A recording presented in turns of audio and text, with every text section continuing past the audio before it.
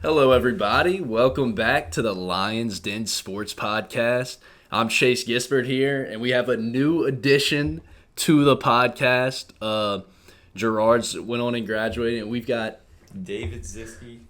I'm a freshman. I'm new here, but I hope to fill that spot really well. So. yes, sir. You'll do a good job. So, we're gonna hop into March Madness. You know, the championship just ended Monday. Kansas won it all.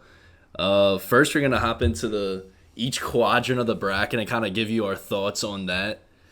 So we're going to talk about the East region first. I mean, everyone's favorite region because of a specific team. We have the St. Peter's Peacocks. Yeah. All right. So number Cinderella 15 story. seed, win over number 2 Kentucky, number 3 Purdue, and number 7 Murray. So pretty solid. Then we have North Carolina beating number 1 Baylor, which was one of the big upsets because most people had Baylor, going to the Final Four. I did, yeah. I did. did. Then you have NC State also defeated UCLA, and sadly, the Peacocks in the what was that, the Elite Eight. Yeah, they finally ran out of magic, but UNC made a run as an 8 seed. I wouldn't call it Cinderella because they're a blue blood, but definitely it wasn't expected. I mean, I thought Baylor would beat them. I'm sure most people did. If anything, UCLA, because UCLA was kind of on some people's high horses. Yeah, they made the Final Four last year. All right, let's jump to the Midwest. Midwest, yeah, sure. That's where Kansas came out of. So, this was the first big upset of the tournament, I believe. Richmond beating Iowa. It seems like there's always a 12-5 like every year. Seems like Iowa's always having a tough time. Yeah, I'm not picking them again. I picked them I think I may have picked them to upset Kansas if I'm not mistaken. Them, huh? I picked them to the Elite Eight, I want to say, which I think they had one of the top offenses in the country. But oh yeah, definitely. Yeah, anything could happen in the tournament. The only other real upset, you have a 10-7 Miami. Well, that was kind of the shocker though. They went on a run to the Elite Eight, but Iowa State over LSU. I knew that with Coach Wade being fired right before the tournament. I think that didn't really surprise that many people, but Miami was probably the big story here besides Kansas getting through. I mean, they beat Auburn, who you were on their case because they didn't finish the year very well, and you're like, I don't think they're going to do good in the tournament. You nailed that. Against ranked teams. You nailed that. They got beat by 18 points by Miami in the round of 32. And then Iowa State upset Wisconsin, who I believe won the Big Ten regular season. So you had 11-10. That's why I love the tournament. It was just so unpredictable. But you had Iowa State and Miami in the Sweet 16. Then Miami won that, and then I was watching the Kansas Miami game. I don't know if people know this, but Miami had a halftime lead. Really? I think that they were up by 6. I want to say either 6 or 8. I think it was 6 though. And Kansas just blitzed them in the second half, and wound up blowing them out by 26 points. So. Kansas came out of that one. You could throw to. Let's look at the West, maybe. Yeah, we have. This is Gonzaga. Everyone's basically bracket favorite. Yeah, I picked them to win. It just defeated by Arkansas, which was kind of surprising because not a lot of people had Arkansas making it that far. You know what I mean? They knew they had a very talented squad, but they didn't think that they had enough to. I mean, it's Gonzaga. You know what I mean? Right. So. Gonzaga, and then we had UConn, number 5, defeated by number 12, New Mexico State. No one was really predicting that. I mean, dude, by the way, their coach left them after the tournament. He's going to Mississippi State. Which one? New Mexico State's coach. I mean, if they can beat number 5 UConn, which UConn is a basketball school. I mean, women's especially, but basketball school, it's pretty hard to do. Then you got number 6 Alabama getting beaten by number 11 Notre Dame. Alabama was overseeded. Yeah, coming in. These two teams weren't necessarily the best. No one thought these two teams would go far, but at the same time, I mean, most people kind of threw Notre Dame out because if I'm not wrong, they were in one of the first 4 games. In the play-in games. No one thought Notre Dame had a pretty good show, and they gave Texas Tech some trouble. Just looking here, yeah, Duke and Texas Tech I remember watching that one. Yeah, Duke clean sweep against 7 Michigan State. We got 3 Texas Tech, and then we got 4 Arkansas. So yeah, and then we'll move on to the South. And then finally the South. We're gonna dive into St. Peter's a little bit. about the Cinderella magic, but let's finish the South region. So really, Arizona was the 1 seed. I think I picked them. I want to say like to the final. Well, no, actually, that was the one quadrant of the bracket I got right. I did pick Villanova. I don't know. I just feel like Arizona underachieves in the tournament, even if they're a really high seed. I don't think the Pac-12 is, other than UCLA. I mean, like there's not a lot of like star side. I mean, Oregon sometimes occasionally kind of pops up out of nowhere, but like other than that, the Pac-12 isn't very competitive. You know what I mean? Like you don't have a lot. Yeah, it seems like it's top heavy. They might have a few teams, but other than that, it's not that much competition. Yeah, so Arizona, they had a scare in the round of 32. I actually picked Seton Hall to beat TCU, but they got blown out by them. But TCU almost upset Arizona. I watched the end of that game. I believe it was tied up, and TCU had the ball, and a lot of people thought they got fouled. And Arizona stole the ball from them, and they had a fast break and tried to dunk it at the buzzer, and it was just the horn went off right before you dunked it through. What was the score of that game? 85-80 in overtime. Jeez. So Arizona squeaked away with the win, but then they ran. A lot of people like this Houston team returning everyone from the Final Four. They beat Arizona, and then ultimately Villanova beat them in the Elite Eight. And what sucks for Villanova, they lost one of their best players, arguably their best defender, Justin Moore, and then he was one of their top scorers too, just probably their second or third best player overall, but definitely a big loss, which hurt them in the Final Four. Michigan, I think a lot of people picked. That was the most picked upset. I think Michigan was actually favored on the money line. Then Tennessee, that's when I was surprised. That was my bracket wasn't the best overall, but that was one upset. I picked Michigan to the Sweet 16. This South region I almost nailed perfectly, but every other region, the other three were pretty far off. But I mean, like the Michigan, they're 11th. They beat number 3. 3 seeded Tennessee, and then number 6. I mean, Colorado State wasn't a huge threat, but at the same time, you know, we assume that the higher seeds are generally better. You know what I mean? But I mean, decent run by 11 seed. You know what I mean? You can't. Obviously, everyone wants to go to the chip, but pretty good. Actually, since we just broke down the bracket, why don't we just talk about the Final Four a little bit, and then we can bring it back to St. Peter's. Yeah, we can talk about Doug and Dirt, after. Everybody wants to hear about that. So, Final Four is really awesome with a lot of blue bloods. I think I read it was the first Final Four which all 4 teams or all 4 participants had at least multiple championships, because Villanova had 3, Kansas had 3 until now they have 4. I think UNC had 6 and Duke had 5, but all from Coach K, by the way. And that's kind of foreshadowing into our next. But yeah, just the North Carolina Duke game, we were texting, I think, during it. We were that was insane. What a game. That's the hands down pretty much the biggest rivalry. No one would really argue in college basketball. And you can argue that of all college sports. Like, you could. For sure. It's up there. I mean, I always watch their games. And Duke blew them out by 20 in Chapel Hill, I believe, like halfway through the season. They played twice, and then North Carolina ruined Coach K's last farewell. It's at home in his last home game with Duke.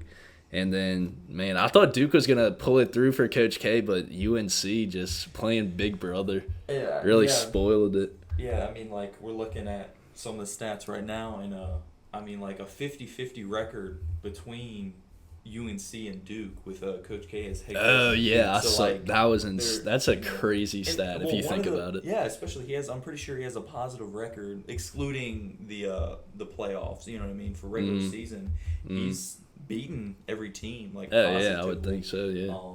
And then his first ever loss as coach and his last ever loss as coach. I saw that. Which that's rough. I know they knocked him out of a championship run. It would have been fairy tale for them to go out with Coach K's 6th ring in his last season. I mean, I can't believe they beat him at Cameron Indoor and then they beat him again in the Final Four. That's rough. But I felt so bad on that. I know. And then Kansas, Villanova. I think Kansas was probably the better team, but it would have been they wound up winning by 15. It would have been interesting to see if Justin Moore played. I think it would have been a more competitive game at the very least.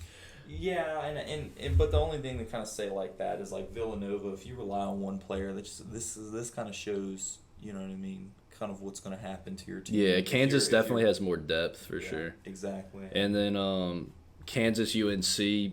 I mean, biggest halftime deficit comeback in national championship history. 16, right? In the NCAA tournament. Yep. So was it? Yeah, it was 16. Let me double check on that. Well, what is called I have here? It's down by 16 with 2 minutes left of the first half.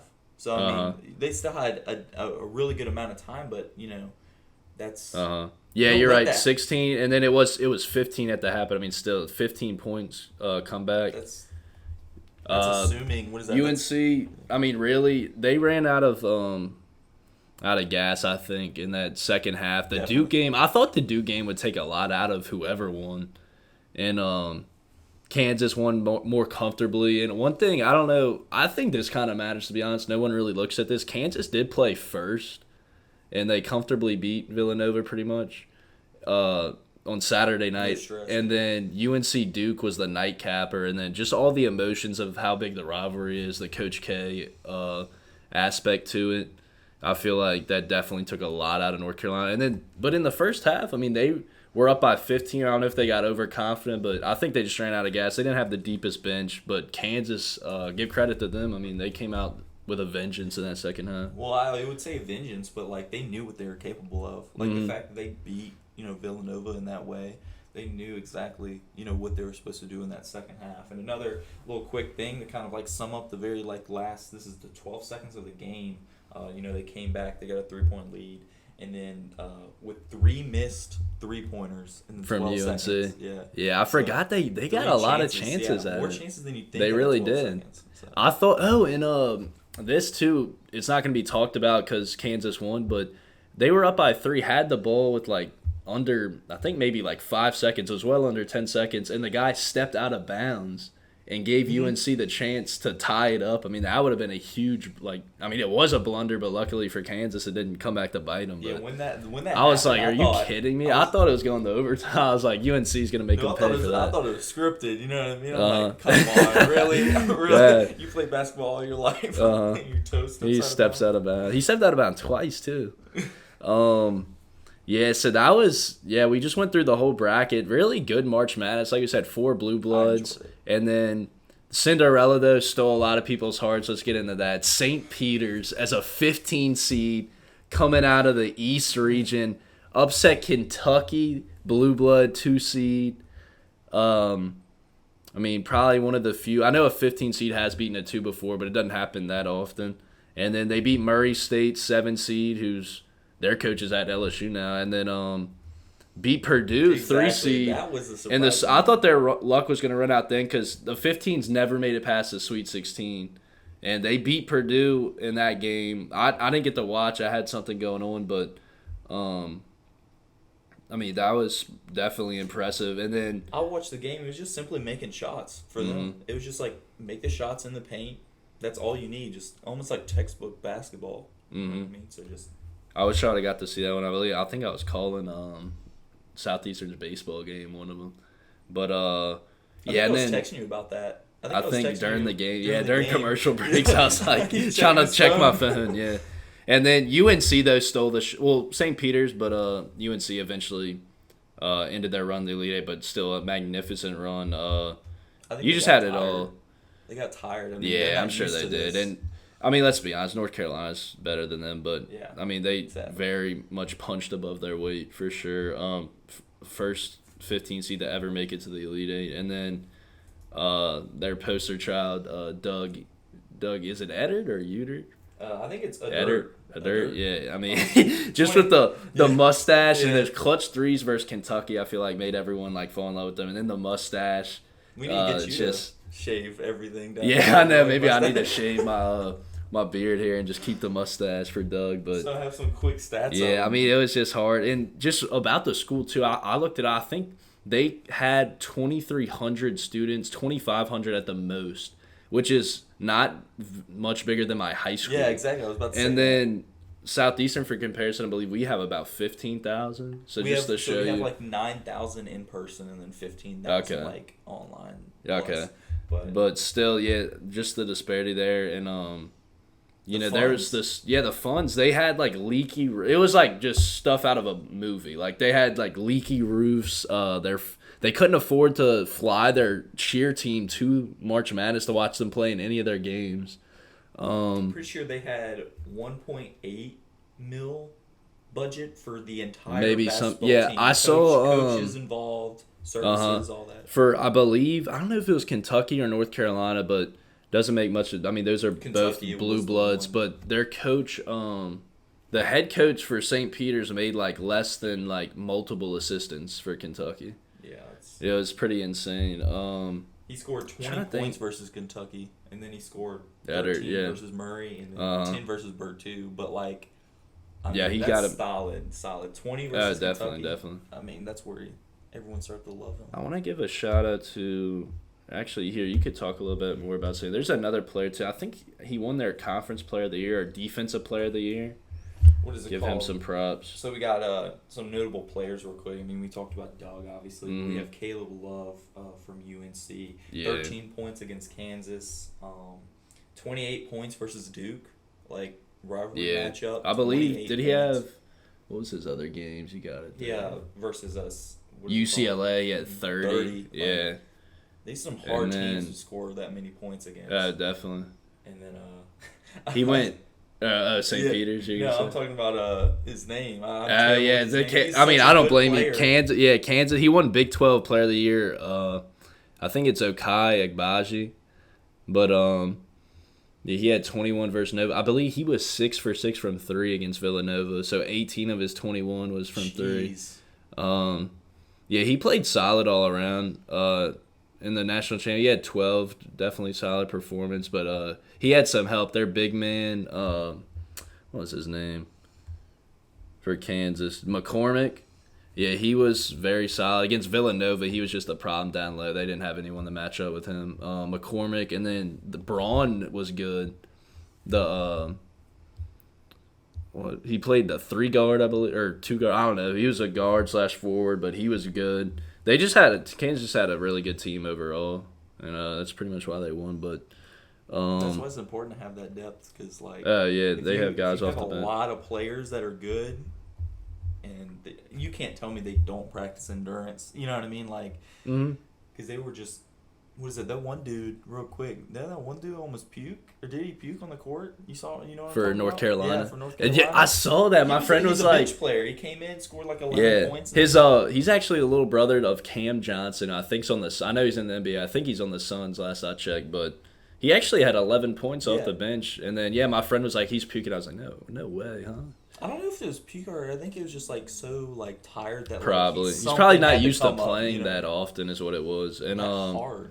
Right, and one thing to note too, obviously the game was at the Superdome in NOLA.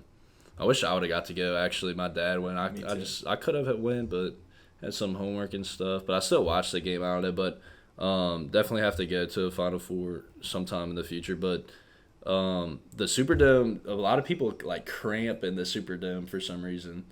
Like it's just over the years, like watching different games, like. Whether it be football, basketball, it seems like I don't know if it's the temperature. I know in the high school championship too, players for Ponchatoula were cramping a little bit. I'm from Ponchatoula. So right. Yeah, they're I know Jacoby was, but I mean he plays both ways, so that could explain that. But yeah, just one thing to note. St. Peter's, I wanted to give Indefo. I think he won Defensive Player of the Year for his conference. Casey Indefo, he's a senior. Definitely. He was probably maybe their most talented player overall, but obviously Doug's really good too. But then let's talk about St. Peter. So their coach, he's a Seton Hall. He played for them and brought them, I believe, to the Sweet 16 in maybe like 2000, 2001, something like that. So it's understandable, and it's in New Jersey. I believe it's like less than a half hour away from St. Peter's campus, and it's just like a step up for him.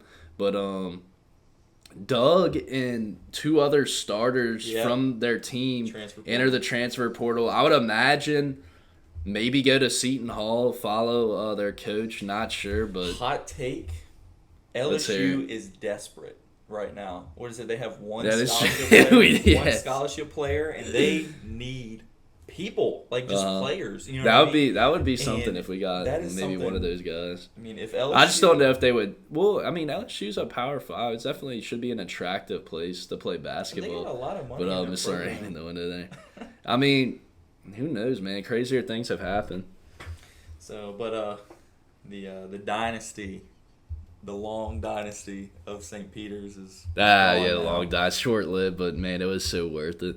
So I remember I was in the gym with my friend, and I'd never even heard. Have you heard of them before the never tournament? in my life. There's a middle school named St. Peter's, like on the North Shore where I'm from, but I was like St. Peter's, and I saw they're playing Kentucky. I told my friend, I was like, imagine Kentucky lost to somebody named St. Peter's. That'd be so funny. The Peacocks. I literally It was said that the the day Peacocks. of, but of course I didn't think it would happen because everyone picked Kentucky decently far. I forget how far I picked them, but I picked them at least to the probably like the Elite Eight, I think. I didn't think And New then- Jersey existed, so like I didn't. And then so watching that game, when it got close, then of course I was pulling for St. Peter's, and then they pulled it off, and then obviously they just continued. They beat Murray State, then Purdue.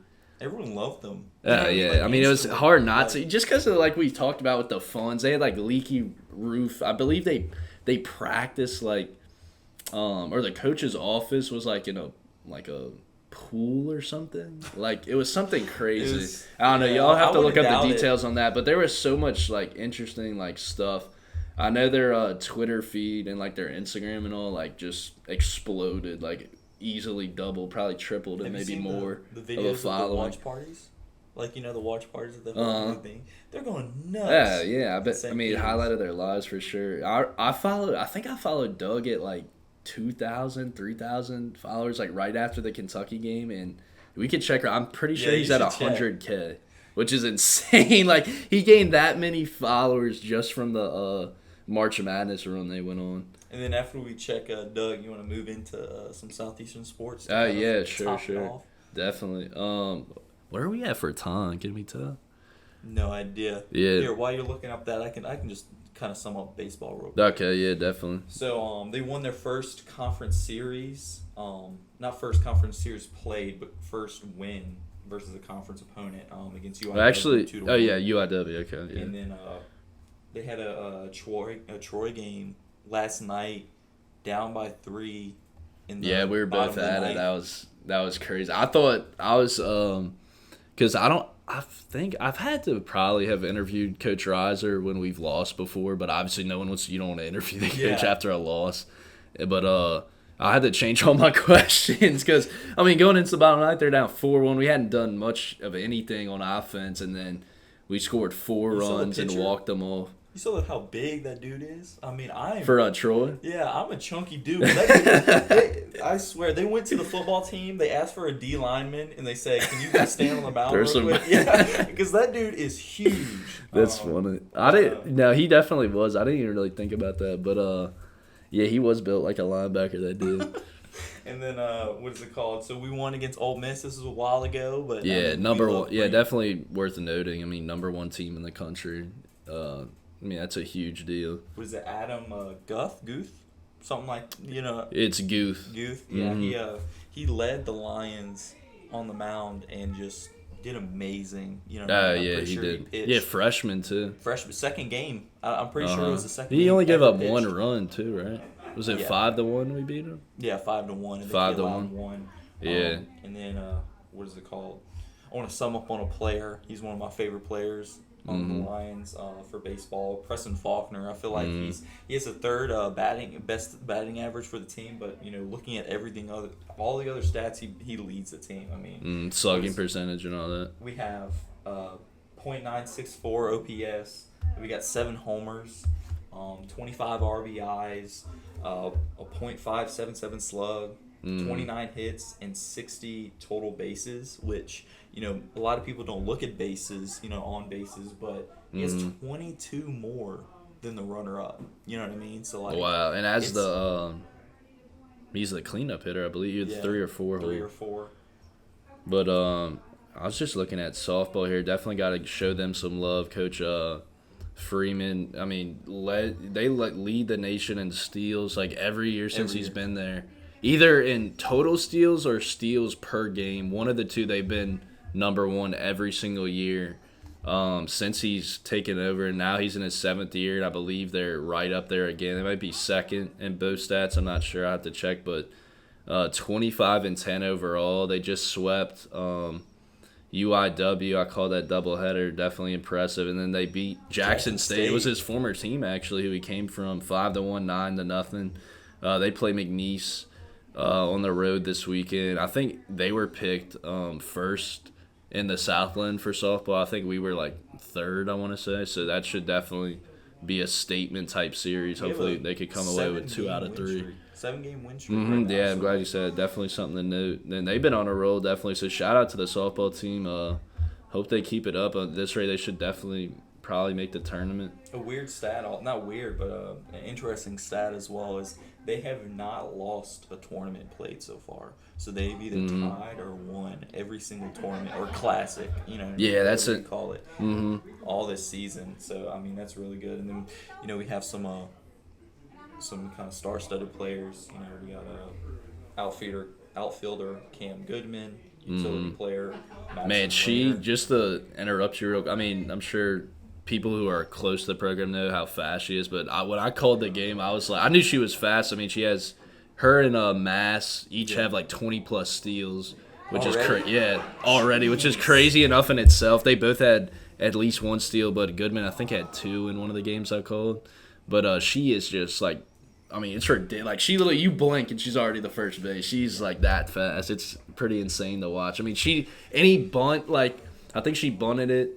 She got one on once for a bunt. I don't know if she like hit a ground ball, like kind of a slow roller type. But I mean, literally anything on the ground in the infield, she's like pretty much safe at first. That's how fast she is. It's pretty insane. They bunt on the first. Yes, they bunt a lot game, with her. That's their play. That's their play. The entire game. And you got to throw her out, and most people have not been able to. But you could finish off Ariel Mass. And then Rayner's she's a transfer from Southern Miss. She's been big. She bats in the second hole. And she had a 2-run homer in the game I called. Arguably our best hitter. Lexi Johnson has been good in the 3-hole. And then let's give a shout-out to Maddie Watson. She had 7 RBIs in that Game 2 win over UIW. Really? 7? And it tied a single-game Southeastern record.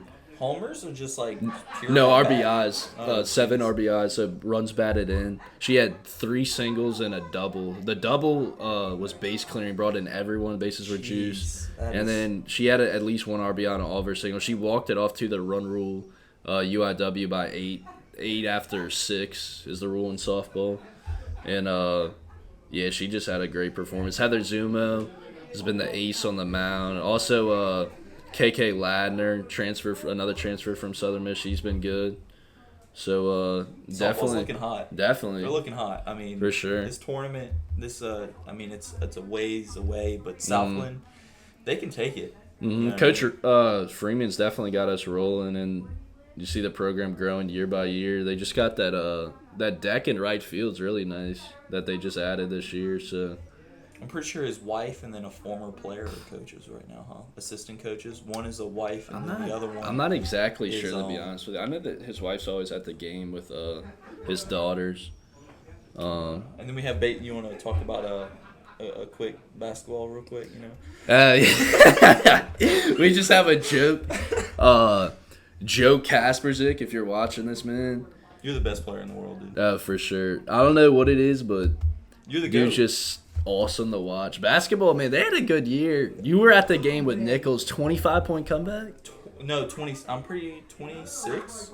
Something like comeback. that. It was crazy. Nichols, they had one dude who scored almost 30 in the first half. Yeah, and they I remember thought that he was going to do the same thing in the second, but Southeastern just shut him down and came back, and it was amazing. I'm not going to lie. I mean, I had to interview Coach Kiefer. David, Coach Kiefer, after the game, and right after the thing, he usually, comes up to me after the game, but he comes up to me, and I could tell that he really wanted to celebrate with his team, so I was like, no, you definitely did good. We'll do this later, and I walk up later in his office, and he is sprawled out on his couch, king of the throne. Yeah, huh? he's tired. He's mentally tired from the but stress of that game. And then to kind of sum up, one more thing is we do have a rugby team.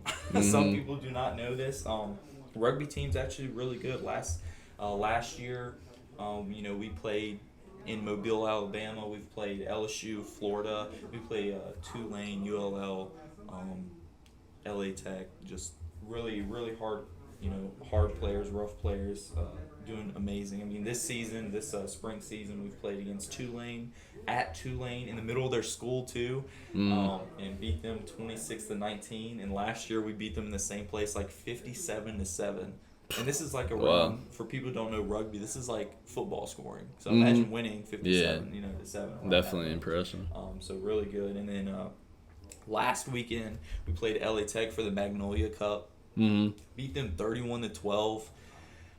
It was pretty statement win. I mean, LA Tech, they scored on the first possession. Like, we kicked off, they got the ball. Maybe a minute later they scored. So we were like, at first the team, on the sidelines and on the game, they were really rough on themselves. But Coach Mark and Coach Don. Now you used to play on the team for our viewers. That's how he knows so much about it. I used to play, and now I do sports reporting now. But we had to retire his career momentarily. Yeah, exactly. We'll see if I come back.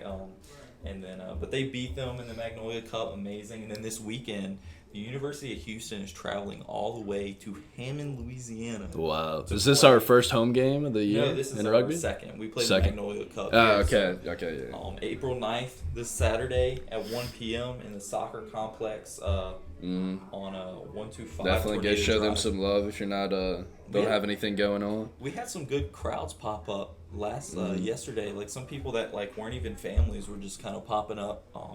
So it's definitely good. It's something to watch. Some people, I mean, it's very interesting seeing almost football without pads. So right. One more thing before we wrap up, I'd like to give a shout out to Dukes of Hammond. I did a feature story on them, just two really cool guys, and Harris Beal, Stephen Poche. They had a block party. I got to the game a little later. Did you see it going on? It looked like a lot of fun. They had a block party for Troy. Not sure if they're going to have anything for baseball again, but I know when I interviewed them earlier, about probably a month or so ago, they said they were interested in doing one for softball, maybe beach volleyball.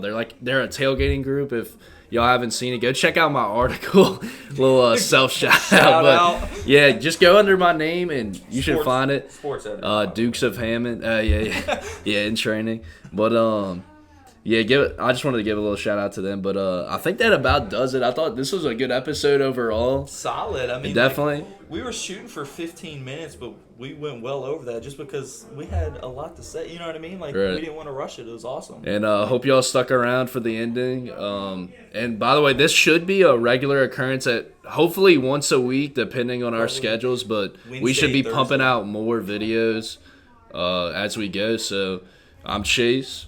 David. And thanks for joining the Lions Den Sports Podcast. We'll see you next week.